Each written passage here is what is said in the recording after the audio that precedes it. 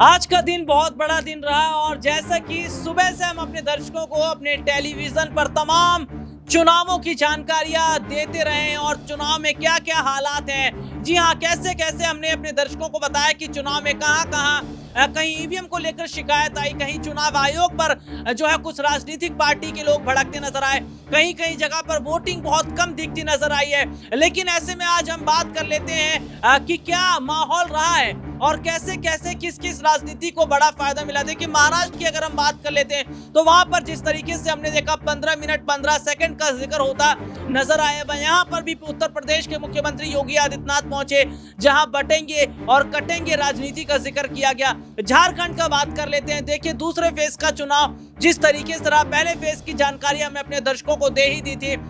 इसके अलावा उत्तर प्रदेश का जिक्र कर लेते हैं। देखिए, बहुत दिलचस्प उत्तर प्रदेश के जो उपचुनाव हैं ये देखने को जरूर मिले, क्योंकि देखिए तमाम सीटों का अगर मैं जिक्र करूं, चाहे वो करहल सीट है, चाहे कुंदरकी है, चाहे अगर हम बात कर ले खैर सीट है, तो ये देखिए तमाम ऐसी सीटें जो कहीं ना कहीं बहुत ज्यादा मायने रखती हैं इसके जो नतीजे हैं। लेकिन बिहार में मुकाबला बहुत ज्यादा दिलचस्प इसलिए भी रहेगा क्योंकि बिहार में काफी समय से खबर सामने आ रही थी कि एनडीए में फूट देखती नजर आ रही है, एनडीए में हालात ठीक नहीं है। विपक्षी पार्टियों का थोड़ा सा जिक्र कर लेते हैं, जहां पर देखिए जन स्वराज पार्टी के जो प्रमुख है प्रशांत किशोर, उन्होंने बहुत सोच समझकर अपने पार्टी के उम्मीदवारों को उतारा। यहाँ पर आरजेडी के उम्मीदवार भी उतरे, जेडीयू के भी उम्मीदवार उतरे। क्या क्या माहौल रहा है, कैसे माहौल रहा है, किसकी किसकी जीत हो रही है, कौन कौन किसको बड़ी टक्कर देगा, इस पर आज हम विस्तार से बात करेंगे। मेरे पास बहुत सारी ऐसी रिपोर्ट आई है, मैं अपने दर्शकों को बता दूं, हमारे जो तमाम बड़े बड़े सहयोगी थे जो इस वक्त अभी आपको कैमरे पर मौजूद नहीं नजर आ रहे होंगे, लेकिन वो लोग हमारे लिए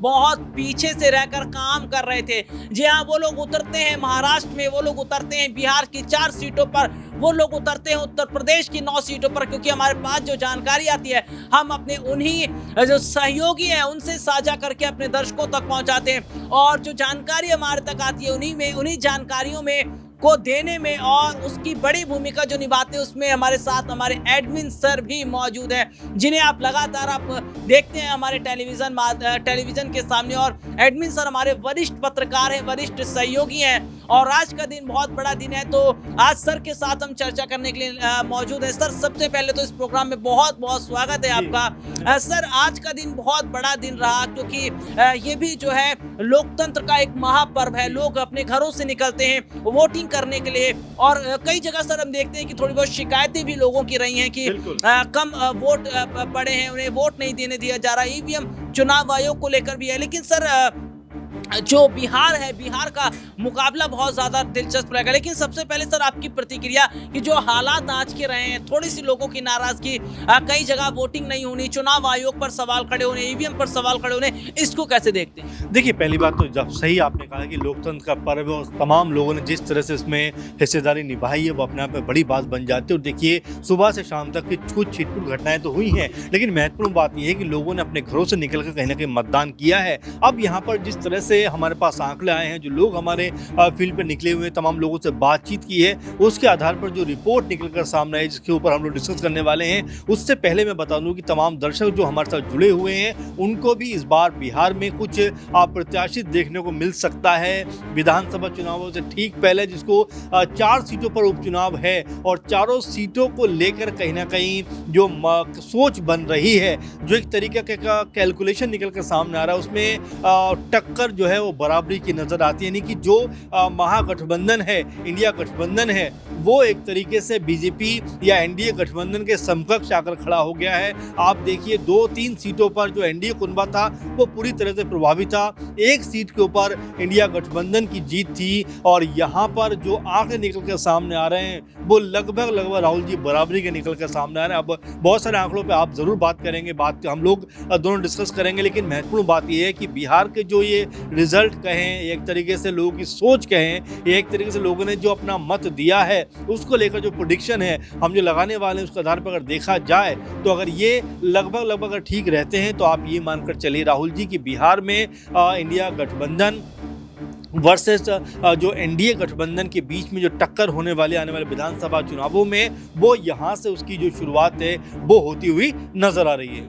और चलिए अपने दर्शकों को थोड़ा सा ये भी बता दें कि बिहार में साल 2025 में विधानसभा चुनाव होने वाले हैं, लेकिन ये उपचुनाव के नतीजे बहुत कुछ स्पष्ट करेंगे। और बिहार में किन सीटों पर उपचुनाव थे, कौन सी वो सीटें हैं, कौन कौन से उम्मीदवार उतरे, कौन किसको टक्कर दे रहा है, कौन परिवारवाद को लेकर आगे चल रहा है, परिवारवाद का भी मसला फंसता नजर आया। चलिए बात कर लेते हैं बिहार के उन 4 सीटों पर, फटाफट नजर डालते हैं। बिहार में जिन 4 सीटों पर चुनाव हम देखें उपचुनाव, वो है तरारी सीट, रामगढ़, बेलागंज और इमामगंज। इमामगंज का जिक्र इसलिए थोड़ा सा कर लेते हैं क्योंकि यहाँ से जीतन राम मांझी ने अपनी बहू दीपा मांझी को मैदान में उतारा। और देखिए दीपा मांझी को जब उन्होंने चुनाव मैदान में उतारा तो परिवारवाद का मसला यहाँ पर फंसा। उनकी अपनी पार्टी के जो नेता है चिराग पासवान, उन्होंने जीतन राम मांझी पर निशाना साधा है। तो चलिए शुरुआत इमामगंज सीट से कर लेते हैं। कैसा इमामगंज सीट का माहौल है? इमामगंज सीट का थोड़ा सा मैं अपने दर्शकों को और बता दूं, प्रत्याशी के तौर पर दीपा मांझी ने एनडीए प्रत्याशी के तौर पर जो है उन्हें उतारा आरजेडी के रोशन मांझी और जनसुराज से जितेंद्र कुमार। तो ये मैं अपने दर्शकों को बताया, आरजेडी ने किसको उतारा, जनसुराज ने किसको उतारा। सर के पास चलेंगे। सर, इमामगंज सीट का थोड़ा सा जिक्र करना चाहेंगे। जब परिवारवाद का हम थोड़ा सा जिक्र करते हैं तो भारतीय जनता पार्टी ने हमेशा विपक्षी पार्टियों पर निशाना साधा है। उन्होंने कहा है कि इनकी जो विपक्षी हैं ये अपने परिवार को आगे बढ़ाते हैं। जैसे कांग्रेस पार्टी का जिक्र कर लेते हैं, समाजवादी पार्टी का जिक्र कर लेते हैं। पहले मुलायम सिंह यादव के पास पार्टी की कमान थी, फिर अखिलेश यादव के पास कमान है। अब कह रहे हैं कि उनके बच्चे आने वाले वक्त में संभालेंगे। यही कांग्रेस पार्टी में हम देख रहे हुआ जो हाल है कि जिस तरीके से पहले सोनिया के पास जिम्मेदारी थी, अब राहुल प्रियंका संभालते नजर आ रहे हैं। लेकिन सर यही परिवारवाद तो भारतीय जनता पार्टी में भी हो रहा है, क्योंकि अगर चाहते जो जीतन राम मांझी किसी और को उतार सकते थे, लेकिन अपनी बहू को मौका देकर सर उन्होंने क्या इसकी जो सीट है, इसके सीट को माहौल कहीं ना कहीं अलग करने की कोशिश की है। और क्या यहाँ पर जो दीपा मांझी हैं उनको बड़ी फायदा बड़ा यहाँ से जो अगर मैं कहूँ तो समर्थन लोगों का मिल सकता है? देखिए जाहिर बात है, आपने शुरुआत जो की परिवारवाद से की और बिल्कुल इसमें कोई दो राय की बात नहीं है कि बीजेपी लगातार ये कहती रही है कि हमें परिवार मुक्त होना है, यानी राजनीति में हमें परिवार को आगे नहीं बढ़ाना बल्कि जो योग्य होगा उसको हमें आगे बढ़ाना। देखिए सुनने में और देखने में ये चीज़ें बड़ी खूबसूरत लगती हैं, अच्छी लगती हैं। पीएम मोदी हो या अमित शाह हो या तमाम और बड़े लीडर्स हों, हमेशा परिवारवाद के विरोधी रहे हैं। लेकिन हैरानी उस वक्त हो जाती है कि जब बीजेपी की ही या फिर उनके सहयोगी जो दल है वो इस तरह के फैसले करते हैं कि भाई अपने परिवार को आगे बढ़ाने की दिशा में उनके कदम जो है बहुत तेजी के साथ में कह सकते हैं कि आगे बढ़ जाते हैं। आप जरा दीपा मांझी का नाम का जिक्र आप कर रहे हैं। दीपा मांझी, जीतन राम मांझी जो अब सांसद बन चुके, उनकी बहू है। और इमामगंज से इससे पहले जीतन राम मांझी विधायक हुआ करते थे, अब सांसद भी हैं, मंत्री भी हैं और सीट खाली हुई है। तो यहाँ से कोई और उनको नहीं मिला बल्कि अपनी बहू यानी दीपा मांझी का नाम उन्होंने आगे कर दिया। अब मैं जरा सा आपको बताना चाहता हूँ कि जब आरक्षण वर्गीकरण को लेकर बात आई थी तो यहाँ पर मांझी ने कहा था कि बिल्कुल होना चाहिए, क्योंकि जिन लोगों को अभी तक आरक्षण का लाभ नहीं मिला है उन तक लाभ पहुंचना चाहिए। तो आपको अगर याद हो कि जब इस तरह का बयान अरुण जो है जीतन राम मांझी की तरफ से आया था तो अरुण भारती जो चिराग पासवान के जीजा जी हैं उन्होंने क्या कहा था कि इसकी शुरुआत जो है जीतन राम मांझी को अपने घर से करनी चाहिए, अपनी पार्टी से करनी चाहिए और जो इमामगंज सीट है उसके ऊपर अपनी बहू को टिकट ना देकर किसी बाहरी व्यक्ति को टिकट देना चाहिए, तब उनकी बात ये कहने में जायज लगेगी। लेकिन चूंकि ये मामला अपने आप में एक जो है अलग लेवल का बन जाता है। खुद अगर हम जीतन राम मांझी की बात करें तो वो भी ये बात कहते हुए नजर आते थे कि लालू जो है उनको सिर्फ अपना परिवार को आगे बढ़ाना है, बिहार का उन्हें कोई मतलब नहीं है। तो अगर हम यहाँ पर राहुल जी, अगर हम जीतन राम मांझी का जिक्र करें तो क्या आपको नहीं लगता कि वो भी अपना परिवार जो है वही आगे बढ़ा रहे हैं? उनके बेटे एमएलए, उनके बेटे मंत्री, खुद सांसद, खुद मंत्री, उनकी बहू अब कह सकते हैं कि चुनावी मैदान में है। तो कुल मिलाकर जो स्थिति नजर आती है वो ये नजर आती है कि यहाँ पर जो चुनाव बना है वो कहीं ना कहीं एनडीए कुनबा लगातार विरोधी तो रहा है परिवारवाद का, लेकिन आखिर में परिवारवाद के साथ ही वो जो है जुड़ता हुआ नजर आ रहा है। मैं अगर आंकड़ों पे आपको थोड़ा सा लेके चलूं तो इमामगंज पे अभी तक आरजेडी की पार्टी कभी भी चुनाव नहीं जीती है और उससे बड़ी बात कि यहाँ से कोई भी महिला चेहरा भी चुनाव नहीं जीता है। अगर दीपा मांझी चुनाव जीती है तो यहाँ जो है एक तरीके का हम कह सकते हैं कि बड़ा इतिहास जो है वो सामने निकल कर आएगा। पहली बार कोई महिला यहाँ से जो है विधायक बन बनती हुई नजर आ सकती है। लेकिन फिलहाल ये चुनाव जो है वो फंसा हुआ दिखाई पड़ रहा है, क्योंकि जन स्वराज पार्टी भी लगातार यहाँ पर दमखम का अपना परिचय दे रही है। लेकिन अगर मुख्य मुकाबला देखें तो यहाँ फिलहाल मुख्य मुकाबले में क्योंकि जो एमवाई समीकरण की हम लोग बात करते हैं तो यहाँ पर दलित वोट बैंक भी दीपा मांझी के पक्ष में आकर जुड़ जाता है। इसीलिए ऐसा लगता है मुझे कि दीपा मांझी का पक्ष थोड़ा सा यहाँ पर भारी पड़ता हुआ दिखाई पड़ रहा है। और देखिए सर ने एमवाई का जिक्र किया, एमवाई क्या है चलिए बता देते हैं। एमवाई यानी कि मुस्लिम और ए यादव वोट बैंक, ये बहुत मायने रखते हैं हर चुनाव में, चाहे उपचुनाव हो चाहे विधानसभा के चुनाव हो। लेकिन देखिए अगर हम बात परिवारवाद की कर रहे हैं तो परिवारवाद हम केवल इमामगंज में नहीं देख रहे। इस परिवारवाद को जो है अगर हम कहें तो यहाँ पर बेलागंज सीट पर भी दिखाई देता नजर आ रहा है। तरारी का जिक्र कर लेते हैं सर। बेलागंज सीट का थोड़ा सा मैं यहाँ पर जिक्र जरूर करना चाहूंगा। सुरेंद्र यादव की, देखिए मैं वही जिक्र कर रहा था, परिवारवाद केवल इमामगंज में नहीं बेलागंज सीट पर भी है। बेलागंज सीट पर सुरेंद्र यादव के जो पुत्र हैं विश्वनाथ यादव, उन्हें सर टिकट दिया गया। और जनसुराज पार्टी के यहाँ से मोहम्मद अमजद हैं, ओवैसी के उम्मीदवार हैं जमीन अली खान। जेडीयू ने मनोरमा देवी पर जो है यहाँ पर दाव लगाया। आरजेडी उम्मीदवार विश्वनाथ यादव की यहाँ पर मुश्किलें बढ़ सकती है। लेकिन सर परिवारवाद को लेकर बेलागंज सीट पर भी देखे तो जो सुरेंद्र यादव है उनके पुत्र विश्वनाथ यादव को टिकट दिया गया। तो सर ऐसे में ये जो चारों सीटें यहाँ पर आपको क्या लग रहा है कि क्या जो एनडीए ने दांव खेला है, क्योंकि उन्होंने बहुत सोच समझकर सर फैसले लिए। क्योंकि हाँ अगर हम उत्तर प्रदेश के उपचुनाव माफ कीजिए उत्तर प्रदेश की तस्वीर को थोड़ा सा देखें, जब लोकसभा के चुनाव हुए उस दौरान हमने देखा कि जब उत्तर प्रदेश में जिन उम्मीदवारों को टिकट दिया गया था उसका बहुत बड़ा नुकसान उसका बीजेपी को हुआ। 32-33 सीटों पर सिमट गई।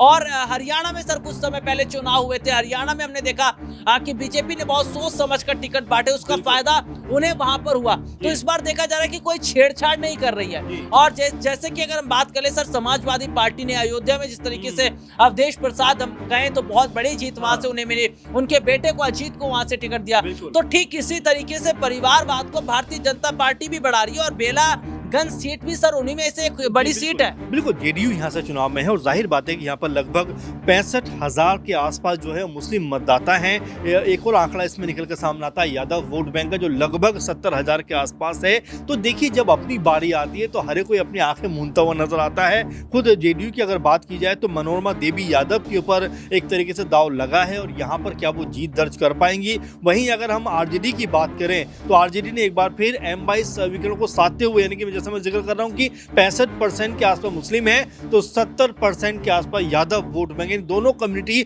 और एमवाई की राजनीति आप देखिए कि आरजेडी से बढ़िया कोई करता हुआ नजर आता नहीं है। तो यहाँ पर जो सुरेंद्र यादव 2024 में जो सांसद बन चुके हैं उनके बेटे ही यहाँ से आरजेडी के उम्मीदवार हैं, क्योंकि पहले ये कहा जा रहा था कि हो सकता है कि आरजेडी किसी नए चेहरे के ऊपर दाव लगाएगी। लेकिन यहाँ पर सुरेंद्र यादव के बेटे जो है विश्वनाथ यादव, उनके नाम पर वोट जो है उनके नाम पर मोहर लगाई गई और चुनाव मैदान में है, चुनाव में मत पड़ चुके हैं। और जो समीकरण की मैं बात कर रहा हूँ बार बार आपसे कि 60-65 हजार लगभग मुस्लिम मतदाता हैं तो 70-75 हजार के आसपास यादव वोट बैंक है। और अगर ये समीकरण आरजेडी के पक्ष में रहा तो यहाँ से जो आरजेडी के इस समय प्रत्याशी हैं विश्वनाथ यादव, उनका कह सकते हैं जीत यहाँ पर मुझे ऐसा लगता है कि होती हुई नजर आ रही है। क्योंकि बीजेपी ने या एनडीए ने या यूं कहें जेडीयू ने काट ढूंढने की कोशिश तो की है, लेकिन वो काट मुझे ऐसा लगता है कि कोई बहुत असरदार साबित नहीं होने वाली है। वहीं अगर जन स्वराज की बात करें तो मोहम्मद अहमद को यहाँ से उतारा गया है।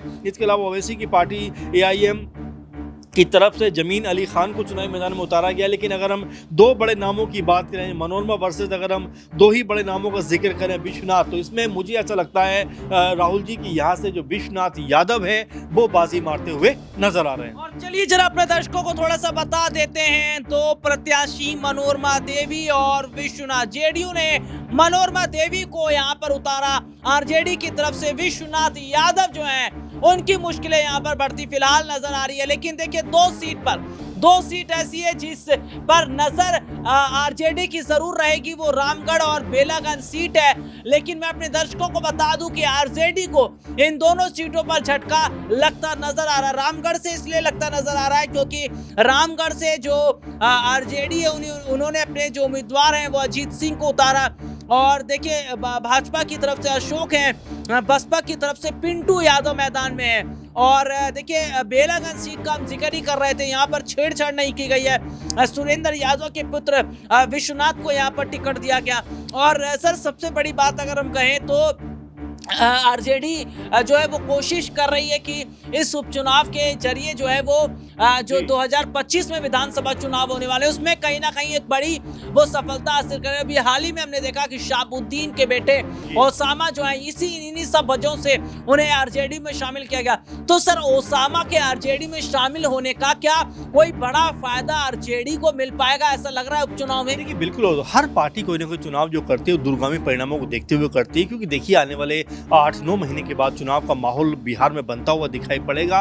उस वक्त जो हम एमवाई समीकरण की बात करें जो खासकर प्रभावी रहता है, कह सकते हैं कि हम बिहार के अंदर यहाँ पर एमवाई समीकरण का सबसे अधिक लाभ किसी को मिला है तो वो कोई नहीं है, वो आरजेडी पार्टी। और यहाँ पर भी आरजेडी पार्टी ने एक तरीके से जो कह सकते हैं कि ओसामा को कह सकते हैं कि बुलाया है, हिना शाहब को बुलाया है। कुल मिलाकर स्थिति यही है कि शहाबुद्दीन की जो परंपरा रही है आरजेडी के साथ में उस परंपरा को आगे बढ़ाया जाए। खुद हिना शाहब भी समझ पा रहे हैं कि कोई बड़ा मुकाम उनको अकेले दम पे मिलना मुश्किल है और आरजेडी से बड़ी पार्टी फिलहाल उनके लिए काम करने वाली कोई नजर उनको आती नहीं, इसीलिए उन्होंने अपने बेटे के साथ एक बार फिर से आरजेडी का दामन थामा है। अब यहाँ पर आने वाले दिनों में बिल्कुल मुझे ऐसा लग रहा है कि जो आरजेडी है वो ओसामा और हिना शाहब को लेकर बड़ी रणनीति बनाने वाली है, मुस्लिमों के अंदर एक विश्वास बहाली करने वाली है कि भाई आपके साथ अगर कोई खड़ा है तो सीधे तौर पर हम आपके साथ खड़े हुए हैं, इसीलिए हमारा साथ आप दीजिए। जी, और देखिए लगातार हम अपने दर्शकों को एक के बाद एक अपडेट दिए जा रहे हैं। बिहार का थोड़ा सा हम जिक्र इसलिए कर रहे हैं क्योंकि बिहार में साल 2025 में विधानसभा चुनाव होने वाले हैं और चुनाव से पहले हम देख रहे थे कि एनडीए में बहुत बड़ी फूट नजर आ रही थी, जहां चिराग पासवान जो है वो बीजेपी के खिलाफ नजर आ रहे थे, नीतीश कुमार जो है वो मोदी से नाराज नजर आ रहे थे, वक्फ बोर्ड जैसे मुद्दे थे। और देखिए सबसे बड़ी बात अगर हम कहें तो इस चर्चा को आगे और बढ़ाएंगे, लेकिन कुछ मुद्दे ऐसे रहे जिन पर चिराग पासवान हावी रहे थे। चिराग पासवान ने जो है जहां बिहार को विशेष राज्य का दर्जा दिलाने की बात कही तो लेटरल भर्ती का मुद्दा भी उन्होंने उठाया, पासवान समाज का मुद्दा उन्होंने उठाया है। तो ये कुछ मुद्दे ऐसे हैं जो क्या इसका चुनाव में फर्क पड़ता नजर आएगा। चलिए तरारी सीट का थोड़ा सा जिक्र कर लेते हैं। तरारी में क्या कुछ स्थिति है? उपचुनाव में भाकपा माले लगातार तीसरी बार जीत के लिए तैयार हो और बीजेपी से विशाल प्रशांत जो है उनके बीच में मुकाबला है। सर तरारी सीट का क्या यहाँ पर हिसाब देखा जा रहा है और क्या तरारी सीट की अगर बात करें तो यहाँ पर तीसरी बार जीत के लिए तैयार है भाकपा माले? देखिए जाहिर बात है, एकदम बिल्कुल आपने सही कहा कि यहाँ पे हैट्रिक बनाने की कगार पे कहीं ना कहीं जो भाकपा माले है वो लगातार खड़ी हुई है। यहाँ से उनके जो वो कह सकते हैं प्रत्याशी हैं वो लगातार चुनाव जीतते रहे, उनकी पार्टी यहाँ चुनाव जीती। लेकिन पहले हम कह सकते हैं भाकपा माले पे जिक्र करें उससे पहले बीजेपी पे जिक्र करना जरूरी हो जाता है, क्योंकि यहाँ से बीजेपी के उम्मीदवार हैं जिनका नाम है विशाल प्रशांत। इनके पिताजी का नाम है सुनील पांडे जो यहाँ से बीजेपी विधायक रह चुके हैं और एक तरीके से उन्हीं की विरासत को आगे बढ़ाने की जिम्मेदारी किसको मिली है? उनके बेटे को मिली है जिनका नाम है विशाल प्रशांत। तो जरा आप ये गौर करें राहुल की जो पार्टी हमेशा दूसरों के ऊपर परिवारवाद की बात कहती रही है, आरोप लगाती रही है, तमाम तरह से घेरती रही है, वही पार्टी अपने अंदर परिवारवाद नहीं देखती। जब उनके ही पार्टी के नेता के बेटे को टिकट दिया जाता है तो उस पर हर तरफ खामोशी पसर जाती है। लेकिन जब बात राहुल की होती है, राहुल गांधी की, तेजस्वी यादव की होती है, अखिलेश यादव की होती है, तब यही बीजेपी उनके ऊपर तमाम तरह के आरोप लगाती हुई नजर आती है कि भाई ये लोग तो परिवारवाद से आगे बढ़ ही नहीं पा रहे। लेकिन फिलहाल यहाँ पर बीजेपी खुद अपने ही कह सकते हैं कि घेरे में घिरी हुई नजर आती है। आप जिक्र कर रहे हैं कि यहाँ से कौन जीत सकता है। देखिए अगर यहाँ से भाकपा माले की बात कर रहे हैं जो लगातार तीसरी बार कहीं ना कहीं कह सकते हैं यहाँ से उनके जो प्रत्याशी हैं वो विधायक बनने को तैयार है, उनका नाम है राजू यादव को टिकट दिया गया है एक तरीके से। और यहाँ पर अगर कह सकते हैं भाकपा माले चुनाव जीतती है या यूँ कहा जाए कि इंडिया गठबंधन चुनाव जीतता है तो 2 सीटों के ऊपर कहीं ना कहीं भारी पड़ते हुए नजर आ सकते हैं। और 2 सीटें अगर यहाँ पर आरजेडी या यूँ कहा जाए कि इंडिया गठबंधन को मिलती हैं तो ये एक करारी शिकस्त एनडीए गठबंधन को मिल सकती है। तो कुल मिलाकर जो मोटा मोटा आंकड़ा है वो यही है कि विशाल प्रशांत के ऊपर दाव लगाया है। बाहुबली नेता माने जाते हैं एक तरीके से, उनके पिता जिनको नरेंद्र कुमार कहा के नाम पांडे के नाम से भी जाना जाता है, 2010 में 63 सीट पर उन्होंने जीत दर्ज की थी और अब यहाँ से उनके बेटे विशाल अपने पिता की परंपरा को आगे बढ़ाते हुए नजर आ रहे हैं। लेकिन 23 तारीख की मैं बात करूं, जब आज से ठीक 2 दिन के बाद जब इसके ऊपर काउंटिंग होगी तो वहाँ पर मुझे ऐसा लगता है कि राजू यादव जो है वो भाकपा माले के एक बार फिर से जीत दर्ज करते हुए नजर आ सकते हैं। उसे कई तरह के कयास हैं, कई तरह के आंकड़े हैं, क्योंकि यहाँ पर जो राजू यादव हैं उनके हिस्से न सिर्फ यादव वोट बैंक आने वाले हैं, बल्कि यहाँ पर वो जिस तरह से हम देख रहे हैं कि एम वाई समीकरण का लाभ उनको मिलने वाला है, वहीं जिस तरह की छवि रही है जो बीजेपी प्रत्याशी हैं बाहुबली माने जाते हैं, दबंगई काफ़ी उनको अंदर दिखाई पड़ती है और दूसरी बात की कहीं ना कहीं परिवारवाद को आगे बढ़ाते हुए दिखाई पड़ रहे हैं। तो यहाँ उनके पक्ष में मुझे लगता है कि वो माहौल बनता हुआ नजर नहीं आया जो माहौल राजू यादव के पक्ष में बन रहा है, क्योंकि यहाँ पर कांग्रेस पार्टी, आरजेडी और भाकपा माले तीनों मिलकर कहीं ना कहीं इस सीट के ऊपर मजबूती के साथ में खड़े हुए हैं। और अगर ये सीट कह सकते हैं कि अगर इंडिया गठबंधन को मिलती है तो इंडिया गठबंधन के पाले में अगर आरजेडी को जोड़ दिया जाए तो 2 सीटें मुझे ऐसा लगता है मिलती हुई नजर आ रही है। तो देखिए सीटों के समीकरण पर हमने बात की और ये देखिए 23 तारीख को भी हम इसी तरीके से अपने दर्शकों को बताएंगे, क्योंकि 23 तारीख का दिन भी सबसे बड़ा दिन रहेगा और इसी तरीके से सुबह से हम अपने दर्शकों को अपने टेलीविजन के माध्यम से एक अपडेट देते रहेंगे। क्या वाकई हार और जीत जो है वो मायने रखेगी? लेकिन फिलहाल आज के इस प्रोग्राम में इतना ही, फिर आपसे मुलाकात होगी। इजाजत दीजिए, नमस्कार।